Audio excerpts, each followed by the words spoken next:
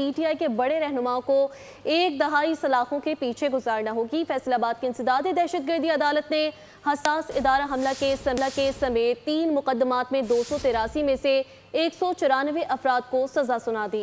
Update कर रहे हैं शिबली फराज, उमर अयूब, जरताज गुल और साहबजादा हामिद रजा को 10-10 साल कैद की सजा सुनाई गई है। जुनेद अफजल शाही को 3 साल कैद की सजा सुनाई गई है, जबकि फवाद चौधरी, जैन कुरैशी और ख्याल कासरो को बरी कर दिया गया है। पीटीआई के बड़े रहनुमाओं को एक दहाई सलाखों के पीछे गुजारना होगी। फैसलाबाद की इंसदादी दहशतगर्दी अदालत ने हसास इदारा हमला केस समेत 3 मुकदमात में 283 में से 194 अफराद को सजा सुना दी है।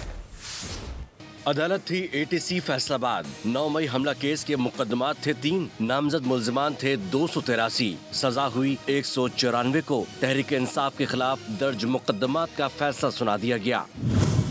हसास इदारा हमला केस में 185 मुल्जिमान नामजद थे, 108 को सजा सुनाई गई, 77 को बरी कर दिया गया। बेकसूर करार दिए जाने वालों में फवाद चौधरी, जैन कुरैशी और ख्याल कासरो शामिल हैं। थाना गुलाम मोहम्मदाबाद में दर्ज मुकदमे में 66 मुल्जिमान नामजद थे। अदालत ने 58 को सजावार करार दिया, 8 को बेकसूर ठहराया। तोड़ फोड़ जलाओ घराव का तीसरा मुकदमा दर्ज है थाना सिविल लाइन में। एटीसी अदालत ने 32 मुल्जिमान को नामजद किया, 28 मुल्जिमान मुजरिमों की फहरिस्त में शामिल हुए और 4 की बर्रियत का परवाना जारी कर दिया गया। अदालत ने तमाम 28 मुल्जिमान को 10-10 साल कैद की सजा सुनाई। जेल में होने के बायस बानी पीटीआई और शाह महमूद कुरैशी का ट्रायल नहीं हुआ।